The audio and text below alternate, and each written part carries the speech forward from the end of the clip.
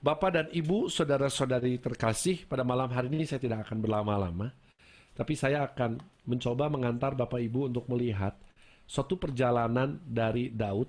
Daud itu terkenal ketika dia, yang sangat epik ceritanya adalah ketika dia mengalahkan Goliat yang memang dia seorang pahlawan perang, orang Filistin. Goliat yang memang dia seorang yang tidak mudah untuk ditaklukkan.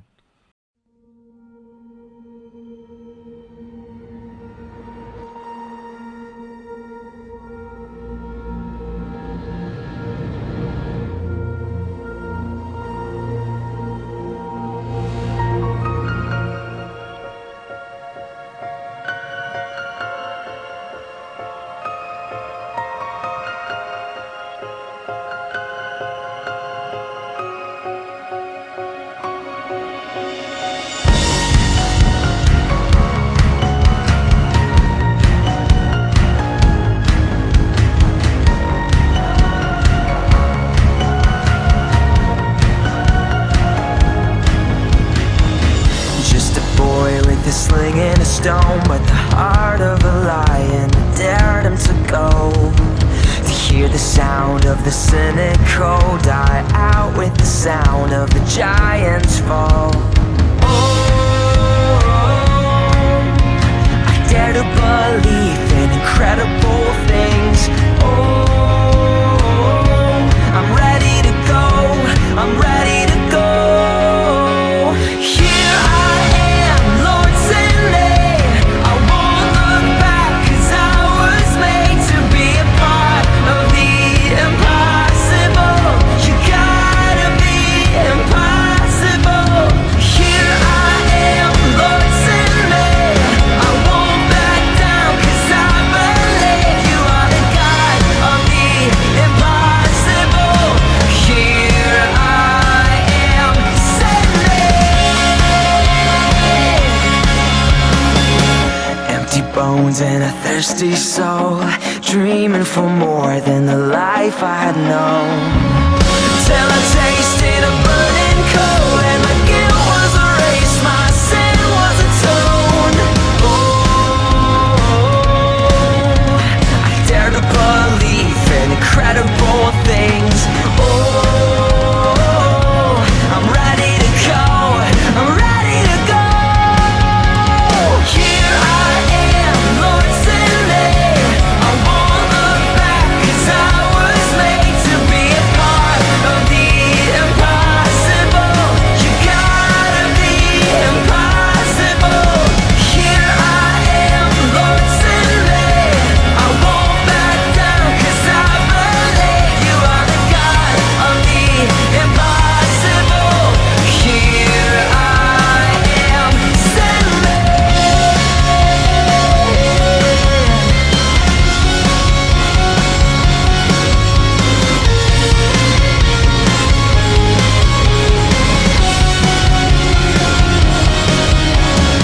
Oh, I dare to believe in incredible things.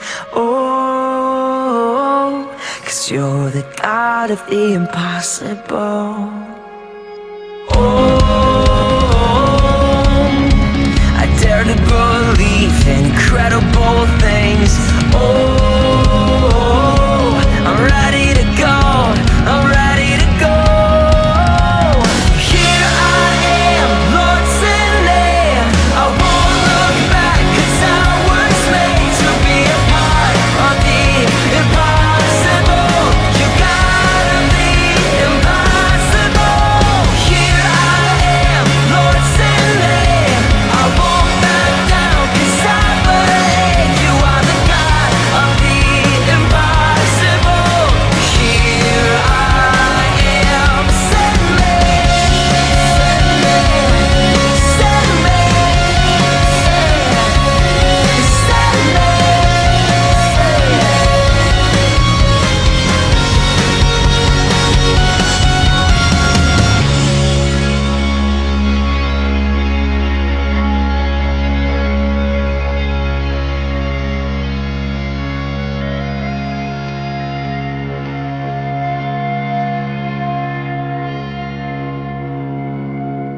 Kenapa kok bisa Daud mengalahkan Goliat?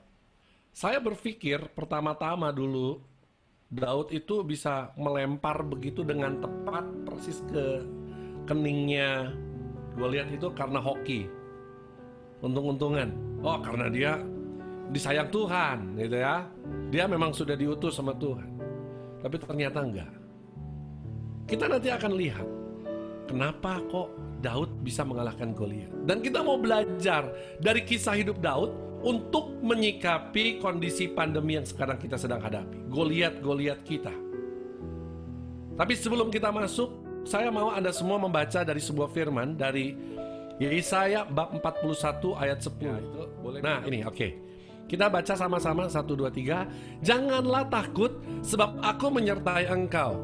Janganlah bimbang sebab aku ini Allahmu. Aku akan meneguhkan, bahkan akan menolong engkau. Aku akan memegang engkau dengan tangan kananku yang membawa kemenangan. Allah mengatakan melalui Nabi Yesaya berkali-kali. Dia tidak hanya saja bilang jangan takut, tetapi dia juga artinya gini, jangan takut, jangan bimbang, aku Allahmu gitu kan. Ini kan seperti penghiburan. Tapi sebenarnya Allah tidak hanya saja mau menghibur kita di dalam situasi sulit seperti ini, tetapi justru Allah mau menawarkan suatu jalan keluar, suatu kekuatan. Dikatakan di situ, aku akan meneguhkan. Meneguhkan itu apa? Biasanya orang itu bimbang. Nah, orang yang bimbang itu diteguhkan oleh Allah. Banyak orang-orang di dalam masa pandemi ini bimbang. Bisnis saya masih relevan gak ya? Atau saya harus banting setir? Allah meneguhkan. Dikatakan gak cuma meneguhkan orang yang bimbang, tapi juga menolong. Artinya apa? Allah akan menolong kalau kita minta tolong. Sebagai orang beriman, apakah di dalam menghadapi setiap masalah dalam kehidupan ini kita sudah minta tolong sama Tuhan? Ataukah kita masih menggunakan segala akal, pikiran, kekuatan, akal budi kita untuk menyelesaikan segala problem kehidupan yang kita alami? Berikutnya lagi Tuhan janjinya apa? Aku akan memegang engkau dengan tangan kananku yang membawa kemenangan. Saudara-saudara terkasih, kalau memegang dengan tangan kanan itu pasti lebih kuat daripada memegang dengan tangan kiri. Tuhan dengan segenap kekuatannya, Dia akan mengangkat kita, Dia akan menjaga kita supaya kita tidak jatuh sampai tergeletak, dan Dia akan membawa kita pada kemenangan. Ini yang kita harus pegang. Jangan takut dulu. Karena kalau Daud belum apa-apa udah merasa takut, Goliat tidak akan kalah. Jadi jangan takut, ini harus menjadi modal dasar, fondasi untuk bisa mengalahkan Goliat. Kalau sudah ada fondasinya, bagaimana dengan pilar-pilarnya? Kalau orang mau bangun rumah yang baik itu adalah berbentuk kotak. Entah itu bujur sangkar, entah itu persegi panjang, yang penting kotak. Ada 4 sudut, ada 4 pilar. Nah, pada malam hari ini saya hanya ingin berbagi 4 pilar apa yang harus kita miliki sama seperti Daud supaya kita mampu mengalahkan Goliat. Goliat itu bukan bicara mengenai utang atau ada beban. Ini harus bagaimana nih membayar karyawan, atau bagaimana dengan kehidupan rumah tangga saya, bagaimana dengan sekolah anak saya, bagaimana dengan masa depan saya. Bukan hanya itu. Tapi Goliat yang paling besar yang harus kita pertama-tama tangani adalah Goliat yang ada dalam hati kita. Goliat yang ada dalam pikiran kita. Karena seringkali manusia memiliki Goliat-Goliat yang tidak ia sadari, yaitu apa? Pikiran negatif. Pikiran yang tidak mau berubah. Yang pikiran yang selalu menyalahkan keadaan. Hati yang selalu tawar, hati yang tidak mau untuk mengampuni, tidak mau untuk dibentuk. Ini adalah Goliat utama dan pertama yang harus kita basmi. Karena ketika kita memiliki segudang masalah, seberat apapun masalah itu, tetapi kita sudah berhasil memenangkan Goliat yang ada dalam pikiran, yang ada dalam hati kita. Niscaya bersama Yesus kita lakukan perkara yang besar. Seringkali bukannya Tuhan tidak mau menolong kita, Tetapi untuk Tuhan bisa menolong kita, membutuhkan kerjasama dari kita. Mau nggak kita mengalahkan dulu Goliat-Goliat yang ada dalam hidup kita ini? Daud sudah berhasil sebelum dia mengalahkan Goliat yang sesungguhnya, Goliat yang raksasa itu, dia sudah pertama-tama mengalahkan Goliat yang ada di dalam kepalanya, Goliat yang sudah ada dalam hatinya. Oleh sebab itu, saya tadi bicara fondasi. Fondasinya jangan takut. Nah, sekarang kita lebih bicara tentang pilar. Keempat pilar apa yang dimiliki oleh Daud? Yang pertama namanya adalah pilar jangan atau tidak tawar hati. 1 Samuel bab 17 ayat 32. Berkatalah Daud kepada Saul, janganlah seseorang menjadi tawar hati karena dia itu Goliat. Hambamu ini, maksudnya Daud, akan pergi melawan orang Filistin itu. Lihat, seorang Daud berkata kepada seorang raja Israel waktu itu Saul, jangan ada seorang yang tawar hati. Maksudnya apa tawar hati? Maksudnya orang-orang yang tawar hati adalah orang-orang yang hatinya tidak mau berubah. Yang hatinya ini tidak mau untuk terbuka atas jamahan atau sentuhan dari Tuhan. Hatinya terlalu keras. Tidak ada kelembutan. Tidak ada kelemah lembutan di dalam hatinya. Tidak mau berubah. Udahlah, nggak bisa lah. Udah pandemi COVID kayak gini, ya udahlah. Udah diam di rumah aja, udah nggak usah ngapa-ngapain. Bangkrut, ya udahlah bangkrut. Nanti kita mulai lagi dari awal. Nah, ini orang yang tawar hati. Dia tidak mau berubah, dia tidak mau berusaha, dia tidak mau mengatasi dirinya sendiri. Dia mau hidupnya, dia seperti seakan-akan menikmati atau terlena di atas setiap penderitaan. Pilar yang kedua, Daud memiliki pengalaman hidup. Mari kita baca dari 1 Samuel bab 17 ayat 34 sampai 37. Tetapi Daud berkata kepada Saul, hambamu ini biasa menggembalakan kambing domba ayahnya. Apabila datang singa atau beruang yang menerkam seekor domba dari kawanannya, maka aku menghajarnya dan melepaskan domba itu dari mulutnya. Kemudian apabila ia berdiri menyerang aku, maka aku menangkap janggutnya lalu menghajarnya dan membunuhnya. Ayat 36. Baik singa maupun beruang telah dihajar oleh hambamu ini, dan orang Filistin yang tidak bersunat itu, ia akan seperti salah satu daripada binatang itu, karena ia telah mencemooh barisan daripada Allah yang hidup.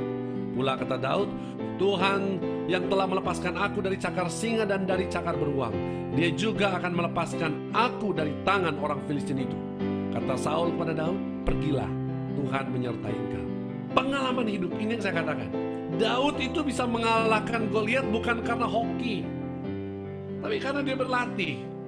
Dia punya pengalaman. Barang siapa setia pada perkara kecil, maka akan diberikan kepadanya perkara yang besar. Daud sudah selesai dengan perkara-perkara kecil ketika dia sedang menggembalakan domba-dombanya.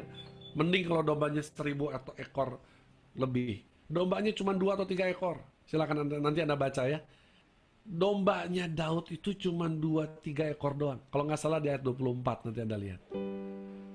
Nggak banyak. Kalau saya jadi Daud, dibandingkan dengan kekayaan Isai ayahnya yang punya ribuan atau ratusan domba, kalau ada singa mau menerkam 1 atau 2 ekor, ya udahlah cincailah, bapak gua masih punya banyak domba. Tapi Daud tidak begitu. Daud setia kepada perkara yang kecil. Mungkin ketika waktu itu ada beruang atau singa berusaha untuk mencengkeram dombanya, dan Daud berusaha untuk melawan. Mungkin tangannya Daud sempat pernah kerobek atau tergigit, mungkin. Tetapi itu adalah suatu latihan buat Daud. Mari kita anggap setiap masalah-masalah yang sedang kita hadapi ini sebagai suatu latihan rohani buat kita. Karena kita tidak pernah akan bisa mengalahkan Goliat yang besar sebelum kita mampu menyelesaikan Goliat-Goliat kecil atau mini-mini Goliat atau Goliat-Goliat junior yang ada. Kalau kita mau tubuh sehat, itu kan salah satunya fitness, melatih. Otot, supaya ototnya besar, kuat ya. Masalah itu adalah salah satu latihan. tapi yang dilatih adalah otot-otot rohani. Belajar dari Daud. Jangan alergi dengan masalah. Mari jadikan ini adalah suatu tantangan. Wow, ada masalah. Saya suka dalam satu komunitas saya yang saya ikuti, ada istilah wow menarik. Begitu ada masalah, wow menarik. Kenapa? Karena ketika kita melihat suatu masalah dengan semangat wow menarik, ini adalah satu tantangan yang harus kita bisa lewati. Ada satu pengalaman iman yang baru yang akan Tuhan izinkan terjadi dalam hidup kita. Pilar yang ketiga, yaitu bersandar kepada Allah.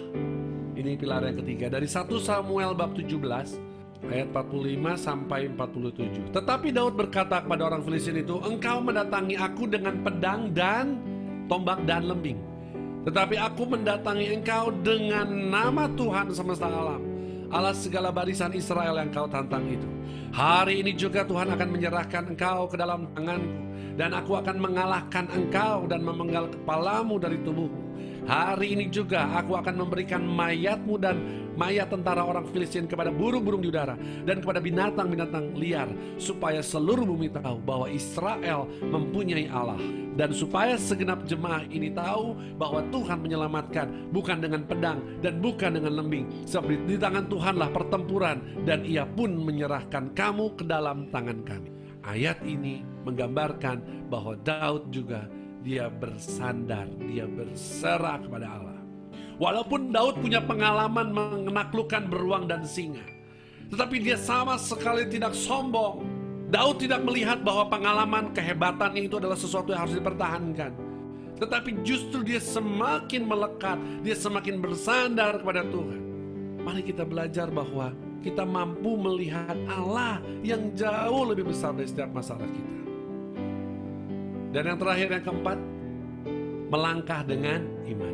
Percuma Anda tidak percuma Anda tidak takut, Anda tidak tawar hati, Anda mungkin punya banyak pengalaman, Anda mungkin bersandar kepada Tuhan, tapi Anda nggak action. You must do an action, at least. Lakukanlah action. Melangkah dengan iman. Ayat terakhir, 1 Samuel 17, ayat 49 sampai 50. Lalu Daud memasukkan tangannya dalam kantungnya, diambilnyalah sebuah batu dari dalamnya, diumbannya, maka kenalah dahi orang Filistin itu, sehingga batu itu terbenam ke dalam dahinya, dan terjerumuslah ia dengan mukanya ke tanah. Demikianlah Daud mengalahkan orang Filistin itu dengan umban dan batu. Ia mengalahkan orang Filistin itu dan membunuhnya tanpa pedang di tangan. Saudara-saudaraku yang terkasih, pada akhirnya tindakan, action kita perlukan. Masalah ada, yes. Semua orang susah, yes. Tapi problemnya, siapa yang menang? Adalah yang mengambil langkah iman. Oleh sebab itu, mari kita hidupi fondasi yang dimiliki oleh Daud. Jangan takut, lalu ke tempat pilarnya, tidak tawar hati. Minta kepada Tuhan, supaya Tuhan memberikan kepada kita pengalaman-pengalaman iman, pengalaman hidup yang berguna untuk kita mampu semakin lama, semakin lihai, semakin ahli mengalahkan setiap masalah. Yang ketiga, mari kita bersandar kepada Tuhan. Dan yang terakhir, mari kita melangkah dengan iman. Saya ingin mengajak sebagai penutup, saya ingin mengangkat sebuah lagu doa. Ketika kita mengangkat tangan kita, maka Tuhan akan turun tangan mengangkat setiap masalah kita. Mari kita tundukkan kepala kita berdoa. Bila ku angkat tanganku menyerah, Dia akan turun tangan membela, sebab Dia baik, sungguh baik. Mujizatnya akan dinyatakan. Ku angkat tanganku menyerahkan semua beban hidupku padanya. Ku angkat tanganku menyerahkan. Ku tahu pasti Dia buka jalan. Ku angkat tanganku menyerahkan. semua beban hidupku padanya. Ku angkat tanganku menyerahkan. Ku tahu pasti Dia buka jalan. Benar Tuhan, ini doa kami, ini iman kami. Pandang hati kami Tuhan. Biarlah pada malam hari ini Kau boleh menemukan iman itu dalam hidup kami. Dan ketika Kau menemukan iman, kami minta Tuhan, tolong kami. Dengar setiap seruan doa kami. Teriakan kami minta tolong kepadamu. Terima kasih Tuhan pada malam hari ini. Lewat Daud Engkau mengajarkan kami. Terima kasih.